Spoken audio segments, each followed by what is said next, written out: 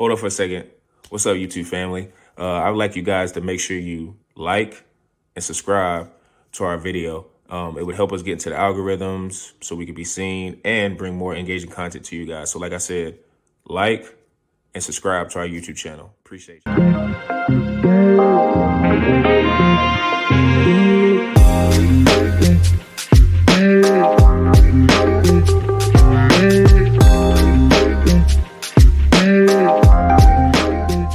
Another edition of the Pick and Downs podcast. I'm your host, per usual, Sean Tyson, here with Zoo and P. Bush. How you fellas doing? Doing well, man. Had a little bit of a we know the July slow period, man. Yep. We always talk about it every year. Beautiful time of year now, though, Zoo, man. We got fantasy football mock drafts. I've been actually investigating a little bit of the best ball. Things on DraftKings daily sports book. Very interesting. It's very different. It's very different. You cannot say best ball is similar to like redraft leagues at all. It's a completely different game. Completely different. You can't make any waiver wire pickups. There's no determining of your lineup week in and week out. It's quite literally just drafting for the highest upside. That's kind of what you're going for. And drafting a lot of handcuffs could be an interesting play this year with all the elder running backs kind of starting to, get put out to pasture a little bit. But another interesting thing, I'm sure we'll talk about it in a couple of weeks, but you guys see Chase Brown starting to get some RB1 snaps over Zach Moss in Cincinnati. So, plays like that could be definitely affecting. And I think that's why we've tried to hold off on a little bit of the fantasy stuff and not start too early, just to ensure that training camp plays out. And eventually we'll see preseason starting this week. Yep. Yeah, I'm thinking to myself, especially with the running back position, very fluid. It's very fluid. Guys get banged up naturally. So when it comes to drafting at that position, you got to be a little strategic and you got to kind of do a little future forecasting. And if you're able to do that, especially in my league, like a 14-man league, where if I hit on a running back, that's probably like off the radar, that might be the line in the sand of me making the playoffs and not making the playoffs. So right now, we're going to be talking about quarterbacks, starting with fantasy. And I kind of wanted to start the pod off, and I'm going to be starting off, each of the next couple of weeks with like player comparisons. Quarterback position, as most know, it deals in the facet of if you got a guy who's, an elite thrower and an elite runner, that can shift the livelihood of your fantasy life. Like it could put you in a position where you kind of just, if you have some underperforming running backs or some underperforming receivers, if you got a quarterback that's putting up 30 to 35, you can kind of maybe come out victorious every week. So I wanted to start off with this player comparison. Both of these guys, and I'm going to do a player comparison later on in the pod, but both of these guys are kind of like, I wouldn't say stiffs in the backfield, but they're not like let's just go ahead and call it what it is, Jalen Hurts or Josh Allen. So I want to go with these two guys. Let me see if I can pull my notes up where they're at. All right, here they are. One coming off injury, Joe Burrow. Plays for the Cincinnati Bengals. And then the other guy we have, CJ Stroud. If two are on the board, we're not talking about positioning. We're not talking about where like one's in the second, third, fourth. If both are on the board and you need a quarterback, obviously it'd be a QB1. Which guy are you going with, Joe Burrow or CJ Stroud? And P. Bush, I'm going to start with you. Oh, man, that's a hard pick. I mean, because you were just talking about historical data right before we jumped on. And, if you look back at a couple quarterbacks that have had great rookie years, they did slow down a little bit going into their second year. I think the only guy we can really point to that started hot and pretty much maintained his consistency is actually Justin Herbert. I mean, he came in after that Tyrod Taylor botched medical attention, if you guys remember, and he just kind of took the reins and went from there. So I'm looking at Stroud a little bit, and I'm wondering, I know, they added Stephon Diggs. They have Dalton Schultz, Tank Dell, obviously Nico Collins as well. They bring in Joe Mixon from the Bengals, Cincinnati, which we know Burrow plays for. Is he going to have a little bit of a sophomore slump? I think that's really what it comes down to.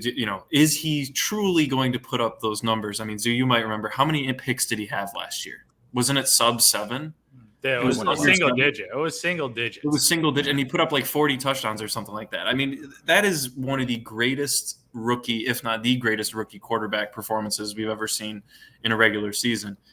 And then you look over at Joe, and you could argue that his injury issues could end up being the problem. I mean, they did try and shore up their offensive line a little bit. Their running back room is definitely jumbled, like I mentioned at the beginning of the podcast.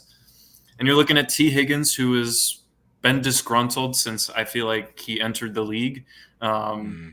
Jamar Chase, we know what Jamar Chase is. I did like their Jermaine Burton draft pick too, as kind of their wide receiver 3 to fill in for the Tyler Boyd departure.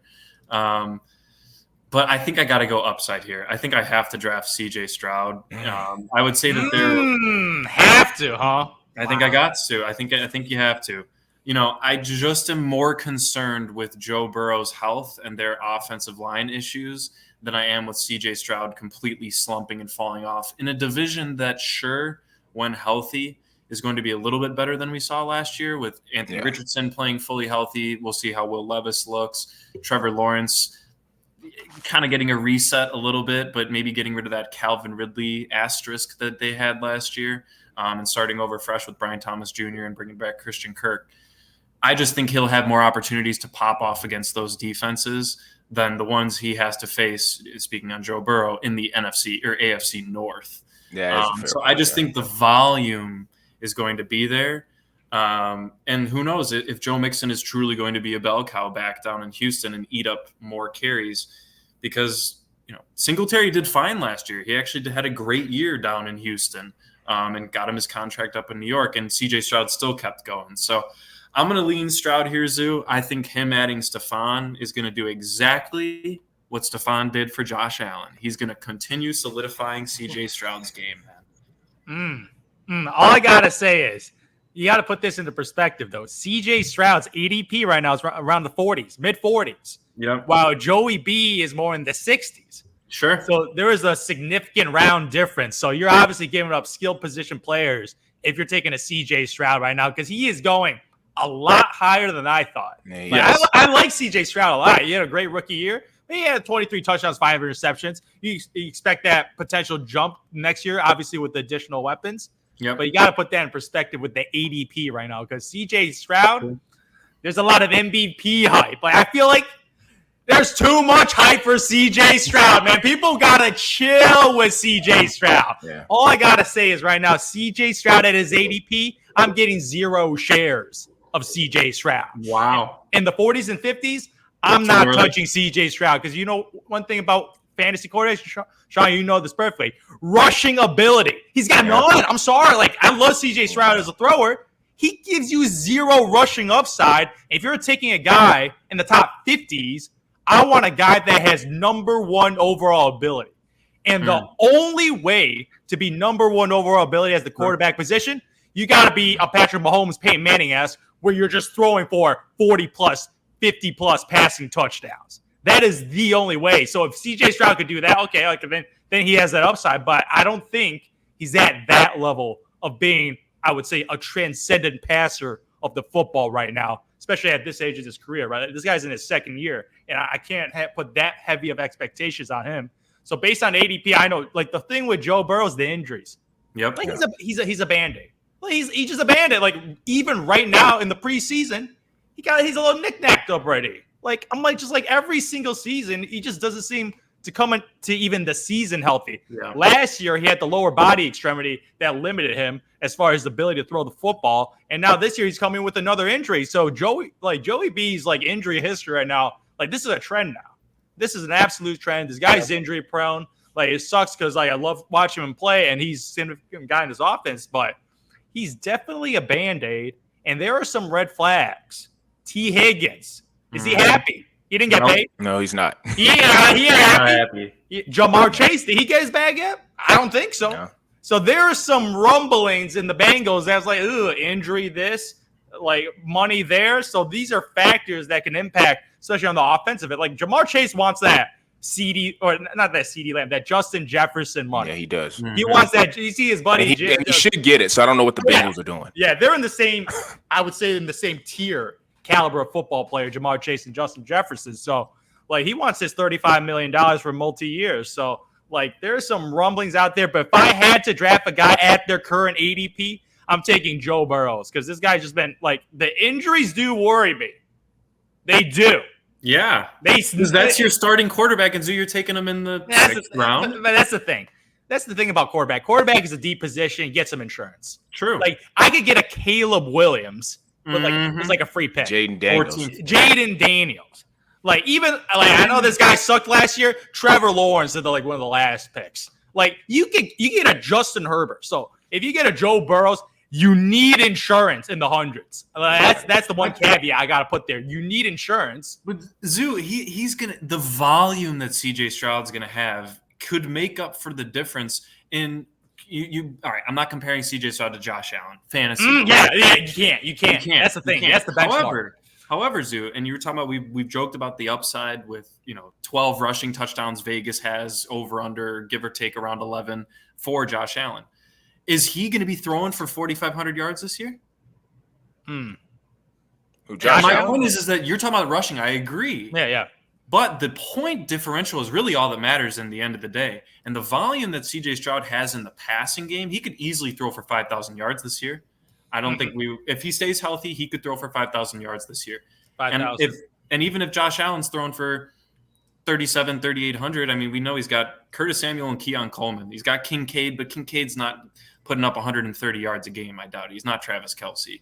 So, I guess my point is, I think we're not comparing to the rushing quarterbacks, but I think the volume that Stroud has, it makes up for that 15 to 20 pick difference in ADP between him and Burrow. Because I think Burrow's, if you were to expected value his injuries, Zoo, and affect his fantasy projections, I think it would be a pretty comparable value there. And you can still get a good positional player flipping into the 5th round and 4th. I think it depends on where you are in the draft too. If it's end of the 4th round, I think I'm more enticed to take a CJ Stroud than if I'm already on the 3rd going into 4th round turn. So I don't know. The Burrow one scares me, man. I've never drafted him. And I feel like everyone that has drafted him has ended up losing out on it. I was leaning Burrow though, because just like his upside of like, I think like what Zoo was talking about his draft position, like his upside could be like he could turn into a top maybe 4 or 5 quarterback just off of volume.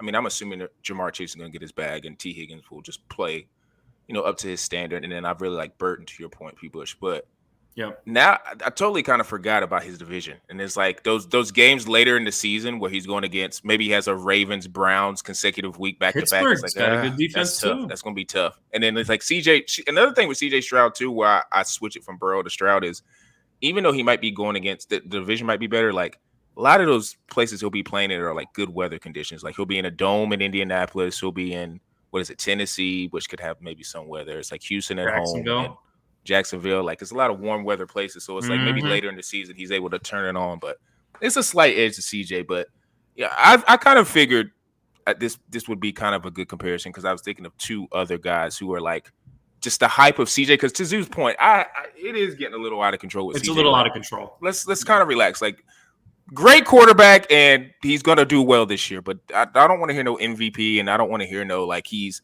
maybe on the precipice of taking the trajectory of, like, a Mahomes or something like that. Like, let's slow down. We got to slow down. He's got to win first, and, he's got to figure out who he's going to get the ball to, too. That's why we're going to talk about receivers way down the road. But I'm very scared of anybody with the Texans because I just don't know who to trust. Like, I'll scroll my Instagram feed and I'll see one reel on Nico Collins making a crazy catch, and Stephon making a crazy catch, and then Take Dale doing a route. It's like I don't know who to trust. So I just figured that would be a good back and forth. But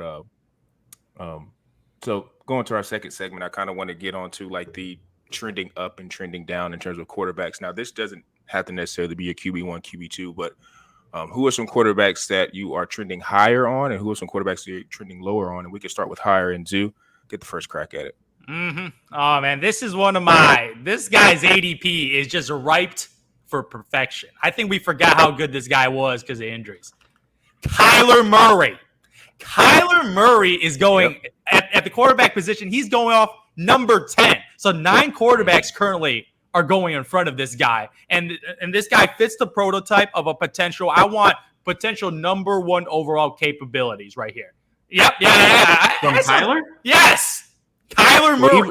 We forgot how good this guy was because of injuries last year. But I'm talking about number 1 overall ability. Obviously, Josh Allen and Patrick Mahomes are, I would say, transcendent quarterbacks. Hurts. So no, I'm not putting Hurts in there. They got some shenanigans with the head coach. I'm a little lower. I'm a little lower on Hurts than last year, but definitely Patrick Mahomes and Josh Allen. That is the cream of the crop right there. But Kyler Murray, if you look at his historical points per game as a quarterback in his entire fantasy career, this guy's been averaging 20 points a game for his entire fantasy career, and that's with injury years. So you got to factor in years where he's not been 100%, and this guy has a per-game average of 20 points a game. The only other quarterbacks right now playing right now, Josh Allen, Patrick Mahomes. Like you're looking like he is an elite company right now on a per game average, and Lamar Jackson. I forgot about Lamar Jackson. So Lamar. Yeah. He is in that category of when he is healthy and when he starts, he's a bona fide 20 points easy every single game he plays right now. And I think the thing we're discounting him is just we just forgot because of injuries. That is the only reason people are forgetting about Kyler Murray. And if you're looking about the weapons that this guy has got, he got a first-round draft pick in Marvin Harrison Jr., where people are having ridiculous, like I've never seen so much hype for a rookie wide receiver in the last decade, especially in fantasy football. Yeah, like since Calvin Johnson. People think this guy is the second coming. Like people expect this guy to get 1,200 yards his first season and getting double-digit touchdowns because that's where he's going in fantasy football drafts right now. He's going second, third round draft pick right now. So you got that elite wide receiver one to help Kyler Murray out. You got Trey McBride, who last year came on extremely strong, like extremely strong. We're like, oh, who's PPR monster? Yeah, like he was a second-year breakout. I never heard of him. I don't know if you guys heard of Trey McBride. I only started hearing about him when, like, oh, this guy's the alpha in this Cardinals office right now, and Kyler Murray really feeding him the football right now. So I feel like this Cardinals team offensively is a little underrated. And I like my man James Conner, even though that dude's old. So I feel like this is a low-key offensive team that's going to be extremely productive. And Kyler Murray being healthy coming in this season with his offensive weapons, I feel like low-key this is going to be a sneaky good offense this year. And Kyler Murray, as you know, his rushing ability is also elite. I think he's up there with Lamar Jackson too. That's the issue I have, Zoo, is I think the expectations of him getting back to the athleticism level that he was at. Oh, he can still scramble. He can still scramble, of course, but do you also think that because of all the injuries and now that they have pieces in a division that outside of the Niners is kind of open? I mean, the Rams have somehow turned things around pretty quickly from their rebuild, right? The Seahawks with Geno Smith, not really sure where they're at this year. They could be fighting for a wild card spot in the NFC this year. Not easily, but they could be in the hunt, to your point, if they stay healthy, Zoo. And I love their weapons. I'm buying both Trey McBride stock, I'm buying MHJ stock. Yeah. But the value of Kyler, I agree. I think if you can get him later in the draft, hundreds, 90s or hundreds, I don't know if I would take him as my guaranteed QB1. That's the only person I'm drafting. I think that's the only thing I'm considering there is if he gets hurt. And also, I wouldn't bank purely on his rushing ability because, one, they punch it in with James Conner. We all know that, right? So his rushing touchdowns aren't going to be there. And is the coaching going to kind of try and hold him back a little bit from scrambling because they don't want him getting injured? And they do have the pieces to start winning. So that's the only thing I'm considering with Kyler. Kyler Murray. But I like the pick. I mean, he's what you say, QB11, Zoo? QB10 right now. QB10. I mean, we'll talk about overvalued guys or trending. I don't know, like Sean, you said trending downwards. I don't think I would consider some of these guys trending down. But my trending up, man, I think there's heavy value in, once again, I think I said it last year too, Jared Goff, man. I mean, he's middle of the pack. He's middle of the pack. Well, not as a starter, but I mean, as a backup, I'm mad at it. If you take him, let's say you make a reach on a Jaden Daniels, let's say, and you also take Jared Goff, I think that's a very safe backup guy to keep having on your bench, man. He threw 38 touchdowns last year, something like that. I think he had single-digit interceptions too, I think. Yeah, he had single-digit. No. He actually, no, because remember, Sean, he did throw 4 picks against the Bears in a week last year. Oh, yeah, he did. But Jared Goff, I mean, he threw 4,600 yards, 68% completion percentage, 30 touchdowns, 12 picks. I think if you're not wanting to reach on one of these younger guys like Anthony Richardson, who playing 4 games and they have him at QB8, Jaden Daniels, rookie, you're taking a risk. If you're not getting one of those top 3 or 4 or 5 guys that we've talked about, and you want to just draft pure positional players, Jared Goff, man, I mean, you got Jamison Williams in a contract year. He's got to prove himself. Amon-Ra St. Brown. We got Sam Laporta coming back. They have probably the best 2-headed duo in the running back room in the league in Jahmyr Gibbs and David Montgomery. This team is primed and ready to win, and they haven't changed much.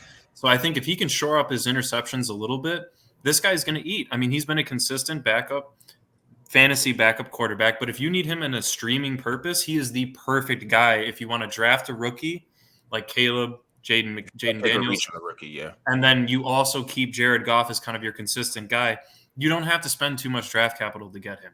So Kyler Murray, yeah, he's for sure the upside play. You want upside though. Like I don't want to come in third in fantasy football. I don't want to come in fifth place. No, we're about winning, but Jared Goff ain't gonna help you win. No. But you could say you could take Kyler Murray and then you draft Jared Goff to back him up in case Kyler Murray gets injured, and Goff will be able to come in and you will not be scrambling with Drake May or Daniel Jones when you have to go off the waiver wire towards the especially in a 14-team league. I like people's strategy because quarterbacks get taken off the board like really quickly, and there's the waiver wire is trash with quarterbacks on 14 teams, even though that's absolutely not.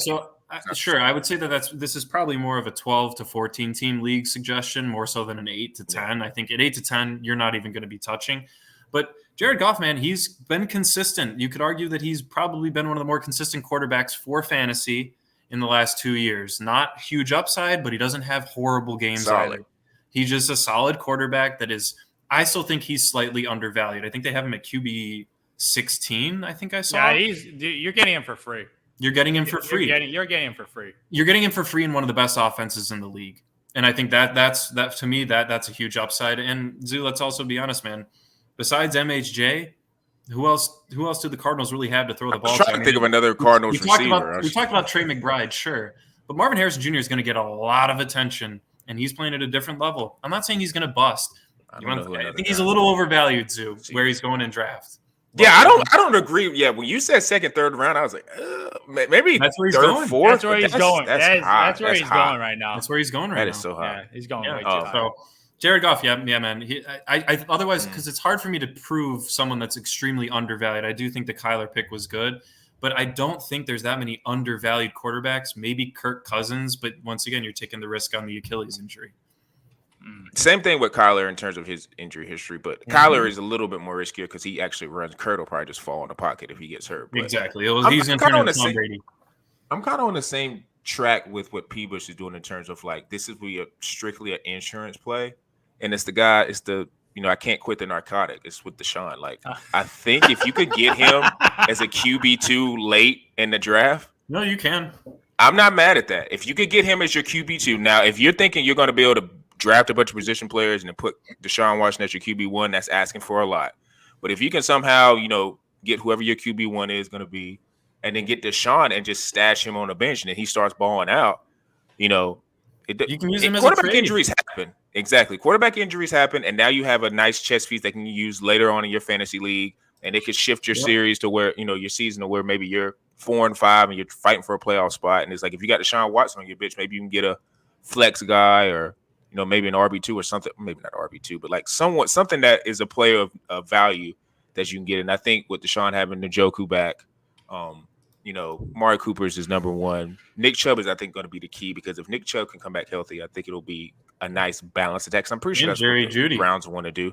Yeah, Jerry Jeudy. And I saw a little clip online. It was on Twitter, but it was a guy, I think Landers. I think he was I don't know if he went to Miami or if he went to Georgia, but he like a nice little 6'5", 6'6" receiver. They got a little speed. So, I'm never gonna, put my eggs all my eggs in one basket and look at, a rookie receiver that maybe went in the 4th or 5th round. But it's just another option. So I like him as a QB2 and somebody who can be a nice insurance option because, like I said, I think he can regain some of his form. But that's just a guy I'm trending up. And let me go ahead and knock out my I guess the guy who I'm undervaluing or not valuing as much.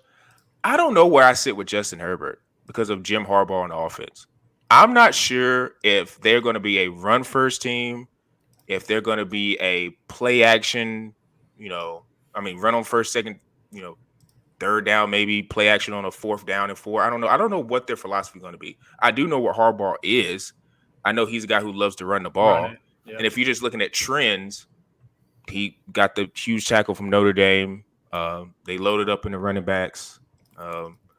If you're reading reports, Quentin Johnson's not doing well. So you mean to tell me Ladd McConkey is maybe going to be their number one receiver? I don't like that because Ladd McConkey is probably going to be really good, but number one receiver type good? I don't know. So now it makes me look at Justin Herbert like this is nothing against his talent, but I just don't know if it's going to be more of a 20-17, 17-13 type scores that are going to end up being maybe in favor of the Chargers winning those games or losing those games. But I don't know if Herbert's going to be just airing it out over the field because I just don't like what I've been seeing and hearing from camp. And just looking at Harbaugh, man, he's never had any of his quarterbacks. Like Colin Kaepernick, I know bursted onto the scene, but if you looked at his history of quarterbacks from NFL to college, it's always been ground and pound, and the quarterback manages the game. Mm-hmm. So I don't know. Maybe it's different in the NFL because the NFL is a quarterback league, and you may have the owner saying, like, look, I can't have Justin Herbert throwing for 175 yards a game. But Harbaugh, I think, got a lot of control with that offense and that team. So I'm a little nervous taking him as like I don't know what his ADP is, but like, I wouldn't overdraft for him. For sure. So just so you know, I mean, Justin Herbert, he's actually QB 16 behind Jared. Yeah, Goff. He's free. He's pretty much free as well. Maybe I was right. Yeah, so I mean, you could argue once again he kind of falls into that same category as the Staffords, Goff, Kirk Cousins, where you're kind of like, hey, these guys could end up putting up numbers. Maybe Herbert's on the low end of that, but just because of the situation. Has he ever been that low? What'd you say? No. Yeah. Justin Herbert. I feel like he's been in his rookie year. He averaged 22 points a game at the quarterback position, which is top 3. Like that is elite. That is like that might be number 1 in some years. So Justin he's Herbert's an elite. They just don't have the weapons and they don't have the system for him right now. I mean, but who knows? They could end up being a great passing team. I mean, their play action could end up being impeccable. I mean, it's very possible. They just need someone to. They won't be going to Quentin Johnson, though. I tell you that. No, yeah, definitely not. Well, here's the thing. The only thing I think they are switching Quentin Johnson into the slot, which is his normal positioning. Still got to catch the football. But that's the thing, Zoo. He can't catch over the shoulder. That's embarrassing. That's embarrassing. That tape was embarrassing. I'm like, this guy's embarrassing. First round. He's more of a slant guy. He's more of he's not the caliber, but he prefers to run like Devontae Adams type routes in the middle of the field. That kind of receiver. Michael Pittman has actually been more of an example of like how he plays. But besides the point, they're kind of screwed in their wide receiver room. Looking at ADP, man. I mean, you guys were both pretty high on this guy last year, but at QB6, they got Anthony Richardson, man. And I know he's got the rushing upside. Wait and see. Yeah, I'm not mad at that. I'm not mad at it, but I'm also a little hesitant to go all in on Anthony Richardson this year. I mean, they have Jonathan Taylor. We know how good he can be. Michael Pittman's solid. They got Adonai Mitchell. Josh Downs is coming back for his second year as well. Another solid young receiver that they got. I actually really like Jelani Woods, their young tight end that they have, for more so for dynasty purposes, and we won't really talk about that. But I just think his play style, Zoo, and I'm not equating him to Kyler Murray or anything like that, but he has injury issues and concerns as well. I mean, he plays uber aggressive. Once again, is the coaching staff going to try and tell him to hold it back a little bit this year, kind of like they did with Jalen Hurts? And really just started using him for the tush pushes, man, those 1 yard ones, but not asking him to kind of do what the Bears had Justin Fields doing, which was just running the ball left, right, and center. So at QB6, I mean, they have him ahead of Joe Burrow. Yeah. They had him ahead of Kyler Murray, Dak Prescott. I like Dak this year. Yeah. Dak's pretty good. So I just think Anthony Richardson, I think he belongs a couple positions back. I'd actually put him similarly with Kyler Murray, Zoo, high ceiling, but a high risk as well because of the injuries. And also just, he's still learning the game. He's only played 4 games last season. Don't equate this to Kyrie Irving coming out of Duke, man, only playing 10 games, and he's going to be the first overall pick and unbelievable when he comes into the league. Him coming into his second year after only playing 4 games is a bit of concern for me. So I just think he's a little bit overvalued at this point. Mm-hmm.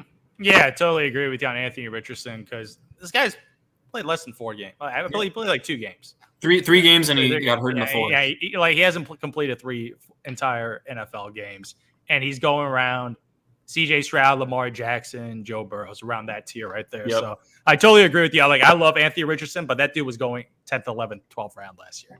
So like, the value's all gone. Like the secret's out. This guy is a insane athlete, and he's able to get rushing touchdowns, and rushing equals maybe QB1 overall. So people are drafting for the upside, but I will not be that person drafting Anthony Richardson in the 50s right now.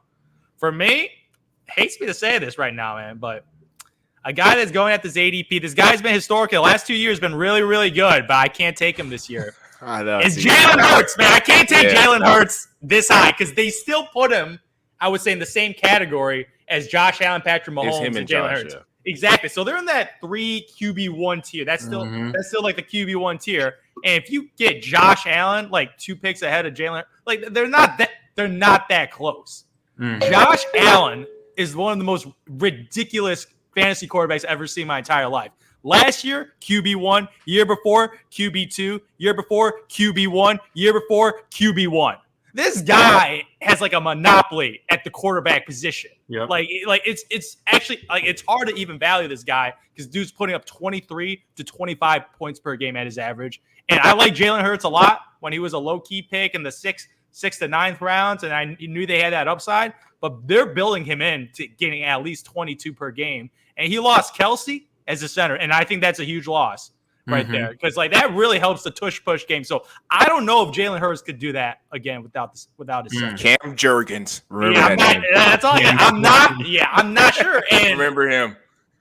Like without his center, like you draft Jalen Hurts not because of the throwing, you get it for the rushing tutties. And this guy's extremely good at doing the tush push. And I feel like this year is not going to be as effective without the center. So that's going to be a lot of fantasy points because in the air last year, I watched a lot of like the Eagles game. He was not that impressive last year. Like he struggled a lot more than I thought because the year before in the Super Bowl he was transcendent. So I thought he made that step, but the year after I wasn't that impressed. He just got a bunch of easy rushing tutties because of their scheme. So Jalen Hurts in that category because I think Patrick Mahomes this year is an ultimate bounce back candidate because last year he was god awful. Horrible. Like, he averaged 17 fantasy points a game. 17 fantasy points. That's the worst in his career as a starter. Because if you like Patrick Mahomes also historically, this guy averages 22 points a game at the quarterback position, consensus top 5, and has been QB1 multiple times in the last 6 years. It's him and Josh, yeah. Exactly. So pretty much him and Josh are dominating the QB position that this era, like that on the field right now, is translating into fantasy football. Those guys are 2 best fantasy quarterbacks and 2 best real life quarterbacks. So in that category, and if you draft Josh Allen, Patrick Mahomes, and if Jalen Hurts is in the same round, you're the loser. You got the worst out of those 3. And if I'm going to get one of them, I got to get one of those 2. So that's when you hold off Zoo and go for Tyler. And then I'll just punt the position. Like if I don't get Josh, if I don't get Patrick, okay, I'll wait a little. I'll get a Dak. I'll get a Dak Prescott later on. Dak is the fourth quarter magician that we all love. Yeah, Dak is garbage time. Guy that you put him. If you look around and get a Dak, maybe he falls a little bit. Like you'll be putting him as your starter soon. But I'm a little not Josh or Jalen, but like you brought up Patrick Mahomes. Like he's to me making me a little nervous because I wonder if he starts turning into like a spread it all around game manager type. Like, I don't think we're going to be getting a 45-50 touchdown Patrick Mahomes. Like, no, I don't think that's coming back. And to your point, Zoo, like if he's in the 30 to 31 touchdowns and he's not rushing, I don't know. That's Jared Goff. Okay, don't disrespect Patrick Mahomes like that. Like, I don't think you think numbers wise. Like, what would Patrick have to throw for TD wise to be justified to what you're talking about? What he needs to be drafted? What is I need 40 touchdowns. I need 40 passing touchdowns with a legit running game. I mean, they have Pacheco. Okay, look at how they played. And I know that was just the playoffs. He's just trying to win in advance, but like, I think a little bit more of like when they played against the Ravens, a lot of rushing and like third down conversions. There wasn't a lot of. I mean, they had that one moon shot, the Valdez Scantling or whatever, but like. I feel like Patrick Mahomes, especially with how the offense is, like Kelsey's getting older, Pacheco's going to be more of a featured back. I know they got Xavier Worthy and everybody's getting, I'm seeing Xavier Worthy like, he's going to be maybe challenging other rookies of receivers is like being the best rookie receiver in the class because that's Mahomes, which could be a possibility, but it's like you got to still see that play out. But Mahomes is, like you said, he's going to have to be in the 40 to 45 touchdown range. And that's a lot of touchdowns. And I don't know if it's not saying, I mean, he's still the best quarterback in the league, but it's like, is he going to get that? Like, I think there might be more chances for Isaiah Pacheco or maybe like other guys to score, and it may take away from Patrick. But I do agree with you on like the Hurts factor because I know I just said Cam Jurgens. Like the thing about him is centers never really bust. So it's like he's been a good guard, and I think being under Kelsey's tutelage, like he's not going to be the tush push master of him, but he might be somewhere close. with Jalen Hurts, the only thing that scares me is maybe they feature Saquon a little bit more and he gets those touchdowns instead because they want to preserve his health. So it's like I can kind of see why Jalen Hurts and Josh Allen shouldn't be on that same tier. But it's funny. I got a Jalen Hurts and Anthony Richardson in my 8-man league, and I got it's a 3-keeper, like a 3-man keeper in that one. So I'm trying to decide which one I'm going to keep. It's probably going to be Hurts because it's just I'm comfortable with him. But it's going to piss me off, bro, if like I put Anthony on that waiver wire and then he gets drafted and he just goes off. So it's almost making me wonder, like, maybe I should just keep both and just draft really well. But yeah, I don't know. I do think Josh Allen is just kind of like it's really just at his tier. Like I don't even know if it's Patrick's in that either. I don't even think think it's Josh Patrick Allen Mahomes tier is and then in this that tier. other. Yeah, I think it's kind of just Josh Allen because he's the facts. And this year more than ever, I mean, he's gonna be happy in terms of rushing touchdowns, like I don't know who his receiver is going to be, but like he's just going to have a lot of opportunities to get a lot of rushing touchdowns and run for first downs. Like, you know, I just think he's kind of in a little bit of a tier by himself. Yes. But I want to. You had something else to say? Yeah, especially with a small guy like James Cook, like he ain't a goal line back. They didn't like sign like a Derrick Henry who's going to take away touches and at the goal line. Like Josh Allen is the goal line back, so you can't see any other quarterback in the league outside of Anthony Richardson is like a goal line type. Even Anthony Richardson isn't fully guaranteed. I mean, Taylor can punch it in. For sure. Jonathan Taylor, another guy I forgot about. But we kind of mentioned him earlier.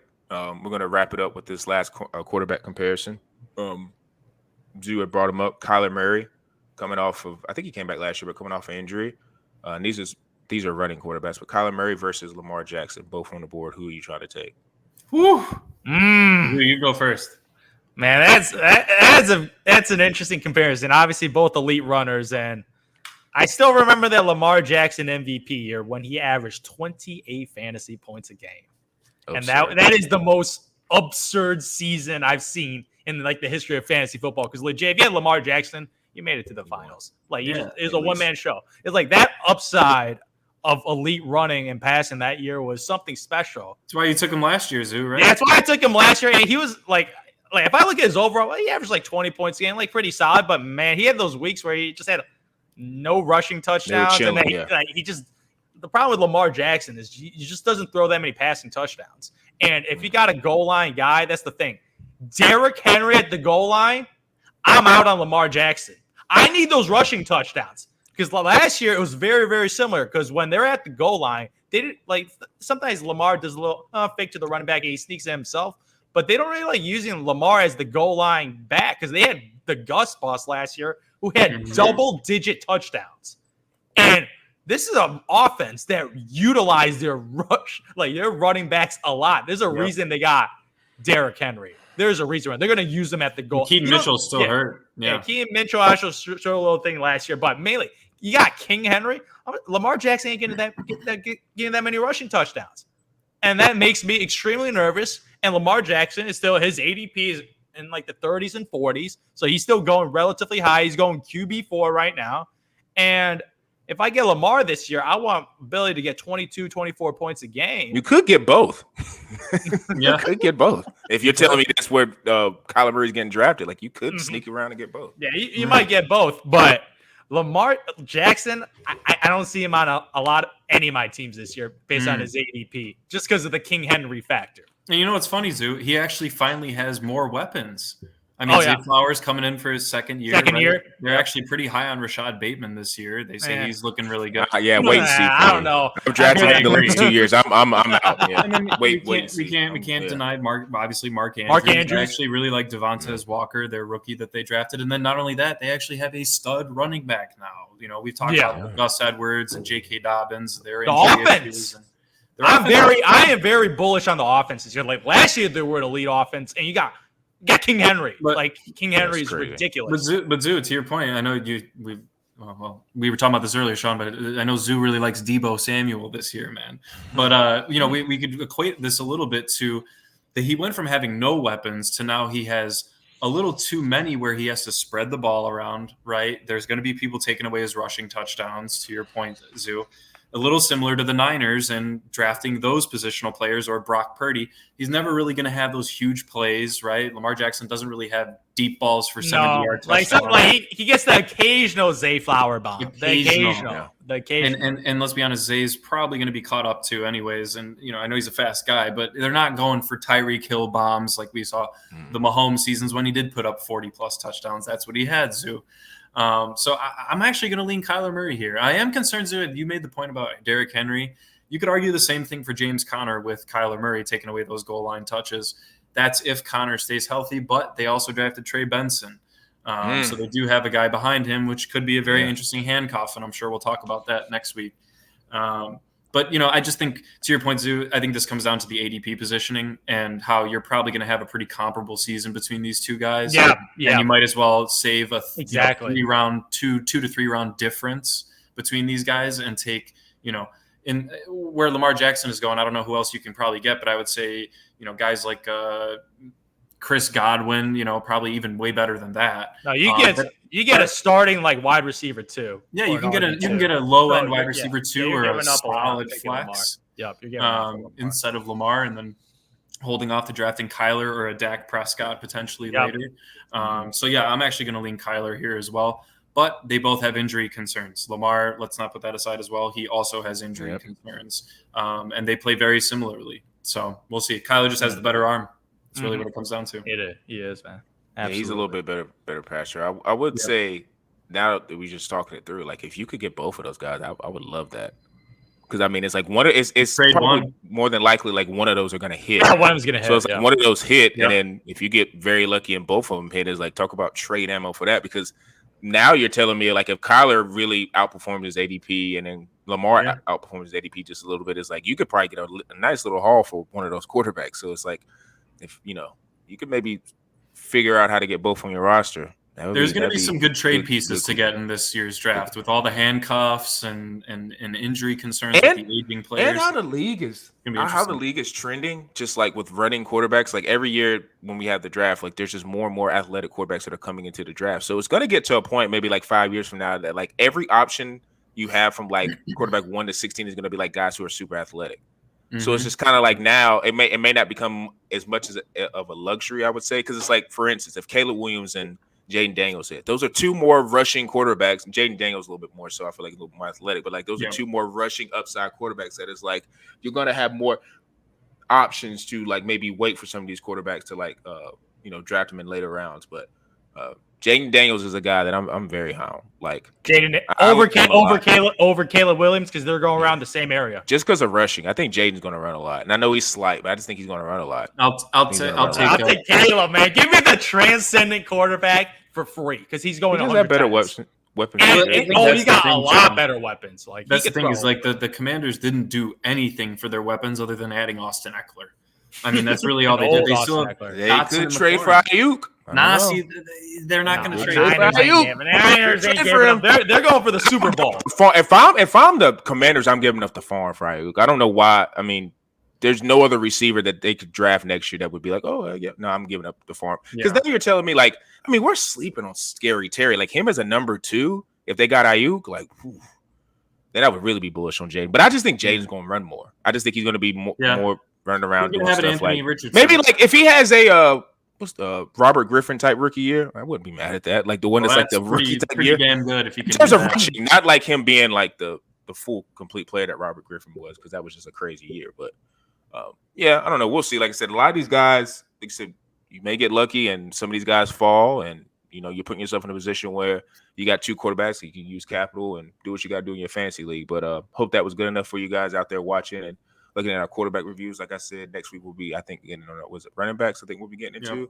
So we'll be getting into the running backs and some of those, which historically running backs has been a fantasy favorite for a lot of people. So make sure you tune in to Tyson Talks _. Listen to us on Spotify, Apple Podcasts. Look out for us on Quantro Knows on YouTube. And for me, Zoo, and P. Bush, we are out.